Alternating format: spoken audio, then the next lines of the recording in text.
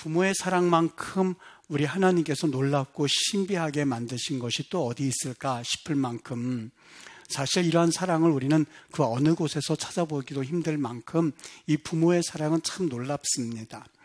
오늘 말씀 가운데서 우리네 삶의 각박한 그런 상황 안에서 이 하나님이 주시는 축복의 문을 여러분들이 잘 한번 들어보시고, 만일 여러분 삶 가운데에 오늘 나오미가 경험했었던 그런 흉년과 같은 삶이라면 이 말씀이 여러분의 흉년을 풍년으로 바꾸는 귀한 은혜가 있게 되기를 주의 이름으로 축복합니다. 여기 본문에 이스라엘 사람 나오미란 여인이 살던 장소에 흉년이 들었습니다. 우리도 그렇죠. 인생의 흉년이라고 하는 것은 어느 때든지 있기 마련입니다.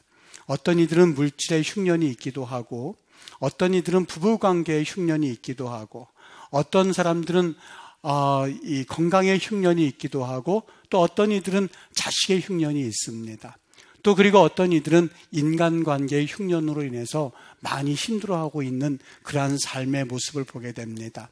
이 나오미에게는 물질의 흉년이 들었는데, 나오미는 이 흉년을 피하기 위해서 남편과 두 아들을 데리고 함께 모압이라고 하는 이방 땅으로 이주하게 되죠.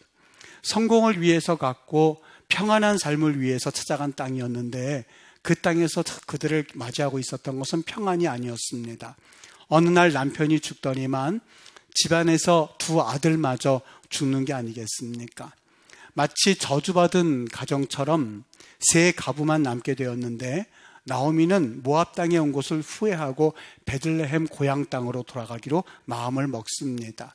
그리고 모압에서 얻은 이방 여인 두 며느리, 첫째 며느리 오르바, 둘째 며느리 룻에게는 각각 너희가 왔었던 고향으로 돌아갈 것을 권면합니다.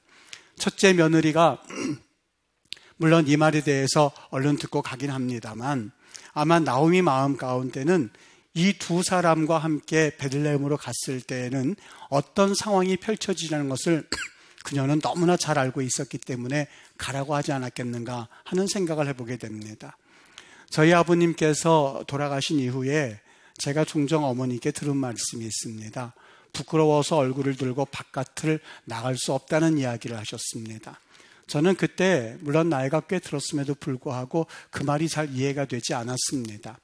아버지가 돌아가셨는데 왜 어머니가 부끄럽다고 하는 거지?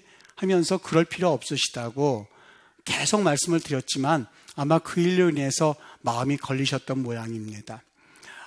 왜 그러셨는지 그 당시에는 잘 이해가 되지 않습니다. 물론 전혀 그러실 필요가 없다는 그 마음에는 지금도 변화가 없습니다만, 이제는 어머니께서 왜 아버지가 돌아가신 다음에 좀 사람들 쳐다보기에 부끄럽다 하는 말을 하셨는지 이제는 좀 이해가 갈 것 같습니다. 고대 이스라엘 사회입니다. 해외로 잘 살려고 이민을 갔다가 돌아올 때는 남편도 죽고 아들 2명이 다 죽고 이제는 과부 3명만 갈 때에 그 고향에 있는 사람들이 뭐라고 말할지는 너무나 자명하지 않겠습니까? 혀를 끌끌 차면서 그때 자기 살겠다고 갔었던, 그때는 많은 사람들의 부러움이 됐었던 저 나오미의 가정이 이제 남편도 죽었대, 아들 2명 다 죽었대, 그리고 과부 3명이 저렇게 오네 혀를 끌끌 차고 있지 않겠습니까? 이 시어머니가 그것을 너무나 잘 알았던 터에 강권하여서 첫째 며느리 오르바와 둘째 며느리 룻에게 너희들이 왔었던 땅으로 돌아가라고 명령을 합니다. 아니, 강한 권고를 합니다. 첫째 며느리 오르바는 이 말을 따라서 자기가 어머니에게 인사를 하고 돌아갔습니다만, 둘째 며느리 룻은 왠지 돌아가지를 않습니다. 오늘 말씀 18절 말씀에 보면 나오미가 룻이 자기와 함께 가기로 굳게 결심함을 보았다 한 것을 보면 아마 시어머니 나오미도 룻의 마음을 돌이킬 수 없다는 것을 느꼈던 모양입니다. 하는 수 없이 룻과 함께 베들레헴 땅으로 돌아갔는데, 이로 인해서 그 룻이 말할 수 없는 복을 받게 됩니다. 여기 그녀가 이방 여인이고 과부였습니다만, 여기서 복이라고 하는 것은 그 지역의 유지였었던 보아스와 결혼을 하게 되는데, 여기 그 지역의 유지였던 보아스와 결혼했다는 것을 단순히 경제적인 측면이나 혹은 인생 역전의 성공만을 의미하지 않습니다. 보아스를 만남으로 인해서 이 룻은 굉장한 상상할 수 없는 영적인 복을 받게 되었는데, 다윗의 할머니가 되었고 예수님의 조상이 되는 기가 막힌 영적인 복을 받습니다. 여러분 궁금하지 않습니까? 어떻게 해서 하나님이 룻에게 이와 같은 복을 내리셨을까 하는 그러한 질문입니다. 룻의 하는 말을 가만히 들어보면 룻이 이런 얘기를 합니다. 16절과 17절 말씀에 내게 어머니를 떠나며 어머니를 따르지 말고 돌아가라 강권하지 마옵소서. 어머니께서 가시는 곳에 나도 가고 어머니께서 머무시는 곳에서 나도 머물겠나이다. 어머님의 백성이 나의 백성이 되고 어머니의 하나님이 나의 하나님이 되시리니 어머니께서 죽으시는 곳에서 나도 죽어 거기 묻힐 것이라. 만일 내가 죽는 일 외에 어머니를 떠나면 여호와께서 내게 벌을 내리시고 더 내리시기를 원하나이다. 어머니란 말, 히브리 말로 이마란 말을 자그마치 8번이나 씁니다. 이마라고 하는 말이 단순히 나를 낳아주신 어머니란 말도 있습니다만 히브리어의 이마라고 하는 말은 가족 공동체를 끈끈이 할 때에 특별히 그 말을 사용합니다. 다시 말하면 어머니와 나는 이제는 가족 공동체가 되었습니다. 어머니가 믿는 하나님을 나도 믿게 될 것이고 어머니가 사는 땅이 내가 살아야 할 땅인 줄 나는 믿습니다 라고 하는 이야기입니다. 하나님께서 복을 내리신 이유가 바로 이것 때문입니다. 룻이 시어머니를 섬기는 것이 하나님을 섬기는 것이라고 믿었기 때문입니다. 룻이 너무나 자신에게 잘해주는 것을 보자 보아스에게 이렇게 2장 10절 말씀에 묻습니다. 왜 그렇게 나에게 은혜를 베푸시며 돌보시냐고. 그때에 보아스가 룻에게 이런 말을 합니다. 룻기 2장 11절과 12절에 보면 네 남편이 죽은 후로 네가 시어머니에게 행한 모든 것과 네 부모와 고국을 떠나기 전에 알지 못하던 백성에게로 온 일이 내게 분명히 알려졌느니라. 네 부모와 고국을 떠나서 전에 알지 못하던 백성에게로 온 일이 내게 분명해졌느니라. 여호와께서 내게 보답하시기를 원하는데 이스라엘 하나님 여호와께서 그의 날개 아래에 보호를 받으러 온 내게 온전한 상 주기를 원하노라. 룻이 무슨 행위를 했기 때문에요? 조금 아까 우리가 보았던 것처럼 어머니의 하나님이 나의 하나님이 될 것이라고 하는, 즉 시어머니를 섬기는 것이 하나님을 섬기는 것이라고 믿었다고 하는 것을 보아스가 듣게 되었고, 이 보아스는 하나님께서 내게 상 주시기를 원하는 축복의 통로로 자신이 쓰임받고 있는 것을 알고 그녀를 그렇게 은혜 안에 대우해 주었던 것입니다. 이것이 보아스가 룻에게 은혜를 베푼 이유였습니다. 우리가 눈을 뜰 때에 바로 영적인 눈을 떠야 할 이유가 바로 여기에 있습니다. 성경에서 우리에게 말씀해 주신 너무 귀한 말씀이 하나가 있는데, 에베소서 6장 2절과 3절에 보면 네 아버지와 어머니를 공경하여라. 이것은 약속 있는 첫 계명이니 이로써 네가 잘되고 땅에서 장수하리라 라고 말씀을 하셨습니다. 여기 약속 있는 첫 계명이라고 하는 것은 1계명서부터 4계명까지는 하나님에 관한 계명입니다. 5계명서부터 10계명까지는 사람과 사람과의 관계에 대한 계명입니다. 사람과 사람과의 계명 중에서 첫 번째 계명은 네 부모를 공경하라고 하는 계명인데, 다른 계명에서는 이런 말씀을 하신 적이 없는데 유달리 하나님께서 이 말씀을 통해서 네 부모를 공경하라 그리하면 하나님이 이 땅에서 잘되고 땅에서 장수하겠다고 하는 복을 주신다고 하는 약속 있는 계명이라는 이야기입니다. 여러분, 계명 중에서 네 이웃의 아내를 탐내지 말라 하고 나서 네가 땅에서 잘되고 장수하리란 말씀하신 적이 있으십니까? 남의 것을 도둑질하지 말아라 그리하면 내가 복주라는 말씀하신 적이 있습니까? 오직 유일하게 10계명 중에서 오직 이 한 계명, 네 부모를 공경하여라 그리하면 네가 잘되고 땅에서 장수할 것이다 라는 말씀을 유일하게 주셨습니다. 이 말씀을 특별히 누가 참 후련하게 생각하시냐면, 못된 아들들을 둔 부모님이 이 말씀을 들을 때마다 너무너무 속이 시원하셔 합니다. 그런데 우리가 말씀을 들을 때에 그 말씀의 표면적인 말씀도 듣는 것 중요하지만 그 말씀의 이면에 감춰진 이야기도 우리가 들을 수 있으셔야만 합니다. 그것이 바로 성경을 읽는 건강한 방법 중에 하나인데, 이 말씀은 부모에게 공경하라라는 말씀도 됩니다만, 이 말씀은 부모에게 공경하는 것이 얼마나 힘이 들고 어려운 인지를 또 한번 그 내면 가운데 갖춰주는 말이기도 합니다. 어떤 이들은 말하실 수 있습니다. 목사님, 저는 부모님을 공경하고 부모님을 사랑하는 것이 너무나 자연스럽고 너무나 좋은데요? 라고 말씀하시는 분이 있을 겁니다. 그런 분들은 정말 복을 받은 분들입니다. 내가 의지적으로 하지 않아도 부모님이 좋고, 내가 의지적으로 하지 않아도 부모님이 사랑스럽고 공경스러운 분들은 정말 많은 복 중에 귀한 복을 얻으신 분들입니다. 대부분의 자녀들은, 아니 대부분이라고 하니까 어떻게 보면 조금 비하시키는 것 같아서 제가 조심스럽습니다만, 많은 자녀들이 부모님을 공경하는 것에 대해서 너무너무 힘들어합니다. 여러분, 그 유학생 선교회에 가서 보면 말씀을 증거하고 나머지 시간은 학생들을 배정해 줍니다. 청년들을 배정해 줍니다. 한 명 한 명 배정해 주고 자기가 말씀을 증거하는 시간 외에는 그 청년들과 상담을 하게끔 되어 있습니다. 그런데 그 청년들의 이야기를 듣다 보면 얼마나 기가 막힌지 아십니까? 사실 목사님의 자녀들이기도 하고 장로님들의 자녀인데 저에게 꼭 하는 말씀이 하나가 있습니다. 목사님, 혹시라도 우리 아버지에게 이런 말이 안 들어갔으면 좋겠습니다. 우리 어머니에게 이런 말이 안 들어갔으면 좋겠습니다. 나는 아버지 어머니를 잘 몰라, 안심하고 이야기해 라고 합니다만, 그 이야기를 듣다 보면 정말 목회자님으로서 그렇게 하실 수가 있을까? 정말 교회 장로님들로서 이렇게 하실 수가 있을까 하는 그 이야기를 듣다 보면 이 아이가 얼마나 상처를 가지고 살아왔을까 하는 생각을 해보면 마음이 무너질 때가 정말 많이 있습니다. 과연 그 자녀들에게 네 부모를 공경하라는 말씀을 과연 누가 할 수 있단 말인가 하는 그러한 마음이 들 때쯤에 제게 하나님이 들려주셨던 또 하나의 음성이 있었습니다. 바로 에베소서 5장 18절 말이었습니다. 에베소서 5장 18절 말씀에 보면 술 취하지 말아라. 이는 방탕한 것이니 오직 성령으로 충만함을 받으라 라고 말씀을 했습니다. 여기 성령으로 충만함을 받으라 이 말씀을 하시고 나서 그냥 잊어버릴 수 있을 법한 그런 말씀입니다. 이 말씀은 술 취하지 말란 말씀이구나, 이렇게 우리가 알고 넘어갈 수 있는 말씀인데, 중요한 것은 그 뒷부분에 있습니다. 성령의 충만함을 받으라 말씀을 하시고 나서 그 다음에 이어지는 말씀이 18절에 성령의 충만을 받으라, 그리고 22절에는 이렇게 말합니다. 아내들이여 자기 남편에게 복종하기를 주께 하듯 하라라고 말합니다.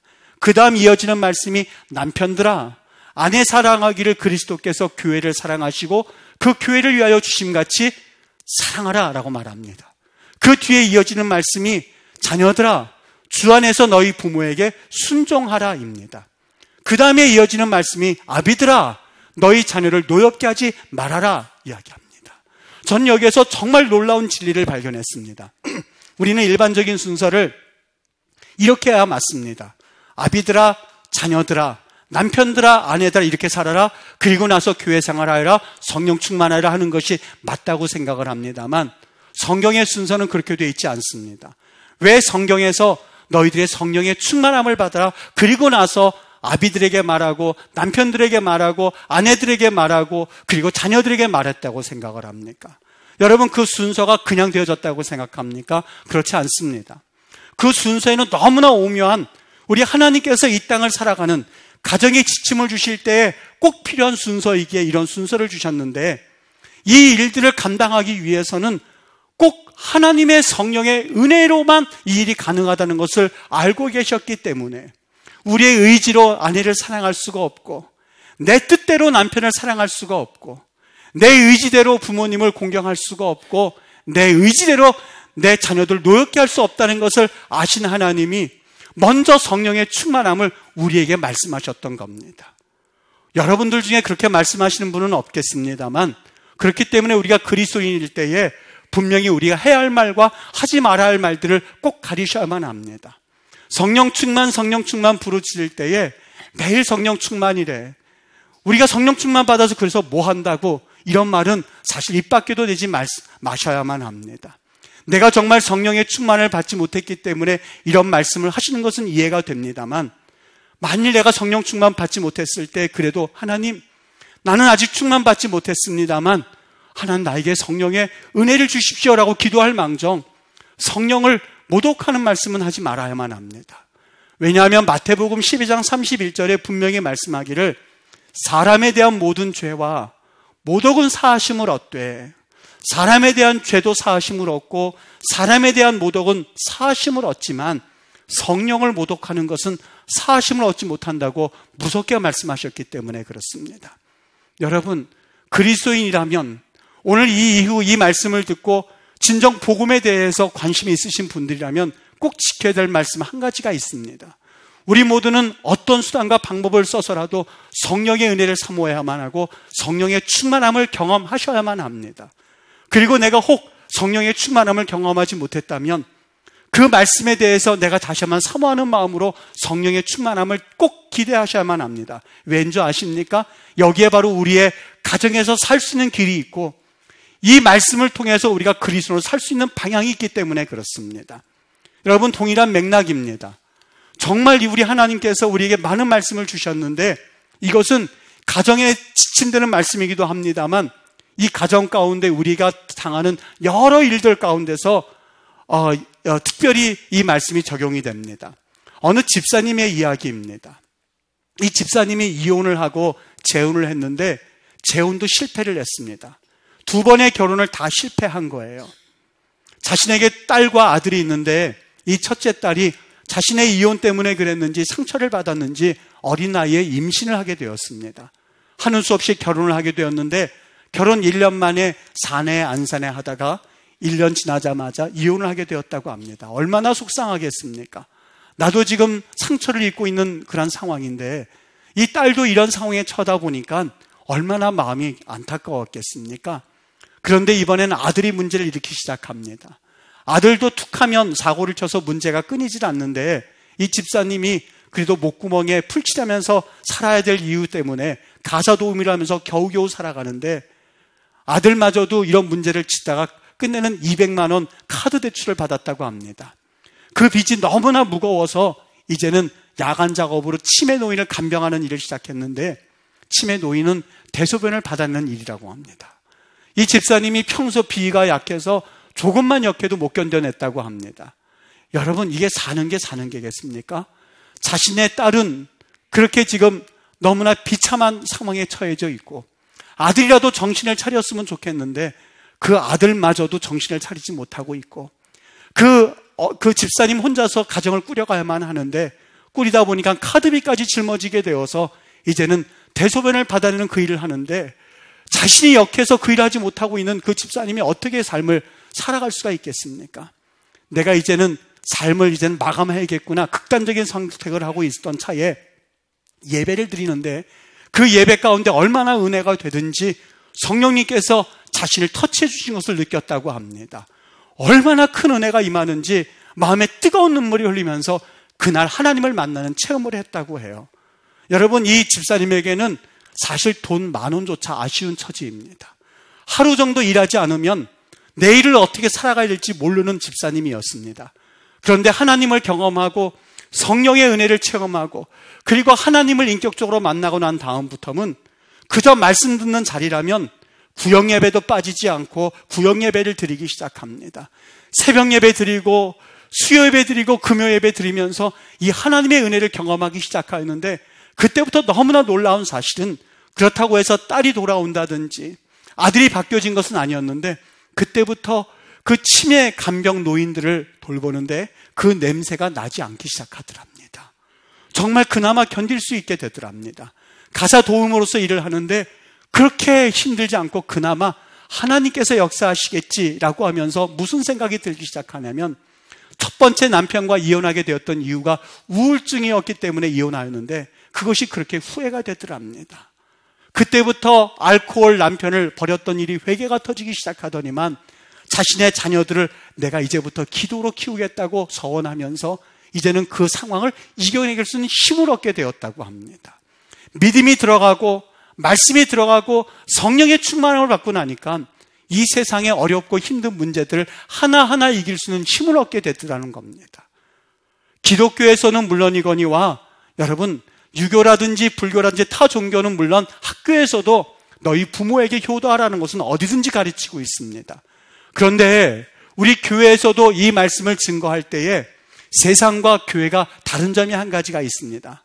그 다른 점이라고 하는 것은 세상에서는 효도할 때에 의적으로 하라고 또한 세상에서 그것을 가르칠 때는 의지대로 그것을 하라고 가르치고 있는지는 모르겠습니다만 우리 기독교는 우리의 의지로는 그것을 할 수 없다는 것을 고백하면서부터 시작이 됩니다. 여러분, 조금 전에 그 집사님이 자기의 자녀를 위하여서 일하고 남편을 위해서 기도하는 것이 과연 어떻게 해서 가능하다고 생각이 되어지십니까? 성령의 능력의 힘이 아니고서는 그 일이 가당치나 한 일이겠습니까? 나는 자녀를 잘 키우고 있어 라고 이야기하고 있습니다만 사실 자녀들이 얼마나 노여워하고 있는지, 자녀들이 부모에 대해서 73.4% 되는 자녀들이 나는 부모하고 말하고 싶지 않아 라고 등을 돌리고 있다는 것을 우리는 잊고 지낼 때가 얼마나 많은지 모릅니다. 부모를 공경하려고 하지만 그 앞에 설 때마다 부모가 가지고 있었던 나약함이 생각이 나고 부모에게 그동안 당했었던 여러 가지 일이 생각나서 마음으로는 원하지 않지만 나도 모르게 소리소리 지르면서 부모와 관계를 끝낸 적이 얼마나 많이 있습니까? 과연 내 의지대로 아내를 사랑할 수 있다고 생각을 하십니까? 아내를 위하여서 정말 여러분들이 기도할 수 있다고 생각하십니까? 남편에게 복종하는 것 몰라서 지금까지 복종하지 않으셨습니까? 아내를 사랑하는 것이 내가 몰라서 그 아내를 사랑하지 않으셨습니까? 아니요. 그것을 사랑해야만 하고 복종해야만 하고 공경해야만 하고 노엽게 하지 말아야 되는 것을 알면도 불구하고 우리에게는 그런 능력이 없습니다. 왜요? 처음 태어나서부터 우리는 죄성으로 태어났기 때문에 하나님 앞에 그것을 인정하면서부터 우리의 기독교는 시작이 됩니다. 하나님께 인정하고 하나님의 도우심을 구하면서부터 그 다음부터 성령의 은혜를 구해야만 합니다. 성령님, 내가 그러한 존재입니다. 나는 정말 원하고는 있지만 내 의지로는 그것을 행할 수가 없습니다. 하나님, 나의 눈을 열어서 내 부모를 보게 하여 주시고 하나님, 주님께서 나를 위해서 십자가를 못 박혀주신 그 은혜를 가지고 내 자녀를 바라보게 하시고 나를 위해서 죽으신 예수님의 은혜를 가지고 남편을 바라보고 아내를 바라보도록 하나님 그런 은혜를 주시옵소서라고 할 때에 그 집사님처럼 아들과 딸을 위해서 기도할 수 있게 되고 비록 이혼을 했지만 그 남편을 위해서 기도할 수 있는 힘이 그때부터 생기더라고 하는 겁니다. 여러분, 룻이라고 하는 여인은 어떻게 보면 콩가루 집안의 시집온 자녀입니다. 그 자매입니다. 시아버지도 죽었고 자기 남편도 죽고 아무것도 남지 않은 그런 저주받은 가정과도 같은 가정의 며느리였습니다. 그런데 그 여인의 믿음이 들어가기 시작하였고 어머님의 하나님이 나의 하나님이 되리라고 하는 그 고백을 하면서부터 룻에게는 살 희망이 생겨나게 되었고 하나님 앞에 성령의 충만함을 통하여서 그 여인은 그때부터 다윗의 할머니가 되는 영광과 예수 그리스도의 족보에 올라가는 영광을 얻지 않았습니까? 사랑하는 여러분, 가정의 가정의 사인이 없는 가정이 어디 있겠습니까? 우리가 사실 드러내고 말을 하고 있지 못해서 그렇지 우리 마음은 시퍼렇게 멍들어 있는 그런 여러 가지 아픔 가운데 있는 줄 압니다. 부모님께 해야 되는 것도 알면서도 그것이 뜻대로 되질 않고 자녀를 위하여서 기도한다고는 하지만 내가 그동안 가지고 있었던 욕심을 투영시키고자 바쁜 우리 부모들의 모습입니다. 아내와 남편도 마찬가지입니다. 저는 하나님께서 왜 이 말씀을 다시 한번 여러분과 나누게 해주셨을까 곰곰이 생각해 봤습니다. 여러분, 하나님께서 우리에게 축복해 주시는 길을 열어주셨는데 네가 잘 되고 땅에서 장수하리라고 하는 길을 열어주셨습니다. 그 길은 어디에서부터 시작이 되냐면 부모와의 관계에서 회복에서부터 시작이 되고 자녀의 관계에서 회복에서부터 시작이 되고 남편과 아내의 회복에서부터 그 가정의 회복에서부터 축복의 문은 열려지게끔 되어 있습니다. 저는 여러분들이 정말 이 하나님의 축복된 음성을 들었으면 좋겠습니다.